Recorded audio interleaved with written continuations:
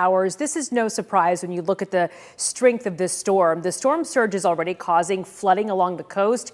That's really one of the biggest concerns. Overnight, Idalia is expected to remain a Category 4 for landfall. Nationally, hundreds of flights have already been canceled. Tampa's airport is closed. They closed that yesterday. So we have team coverage this morning. Meteorologist Greg Fields tracking Idalia's path and the potential impacts from that here at home. But we do want to start with meteorologist Mariel Ruiz, who is live in Tampa on the ground there. How are things looking, Mariel? We can see behind you just that storm surge already starting to make its way inland. Yeah, it's so different from yesterday, but we started seeing the impacts from this hurricane yesterday as it was about 100 miles to the west of where I am, which is in Tampa.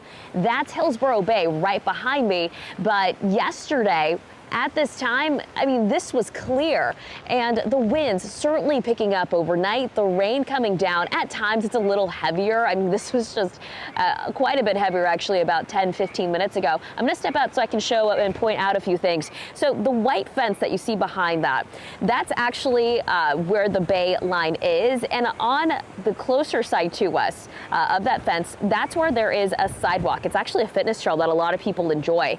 Yesterday afternoon, I was able to be on the other side of that fence, and I walked down about 3 feet just because there are steps that kind of lead down. I spoke to a lot of the people that live around here yesterday too, and that water is generally very calm, but now you can see some of the waves kind of just crashing in, and that's from the high winds. Now, the water was really choppy, but one thing that certainly is not helping is that the fact that it is also high tide. So yesterday that water was elevated, it had risen, it receded a bit during low tide last night, but now going into another set of high tide as our winds continue to increase here. At times overnight, we had tropical storm force winds here in Tampa, even though the actual hurricane or the eye of the hurricane is over 100 miles away.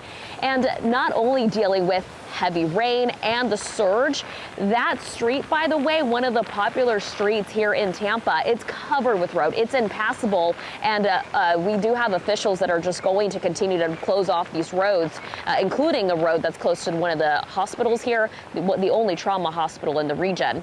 So we are dealing with here heavy rain.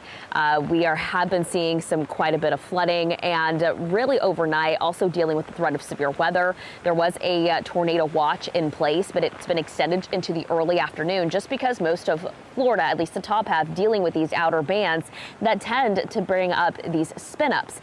Now, Category 4, as of a couple of hours ago, Ida is set to make landfall any minute now in Florida's Big Bend. That area has never had a Category 4 hurricane make landfall. The storm surge there, 10 to 15 feet expected.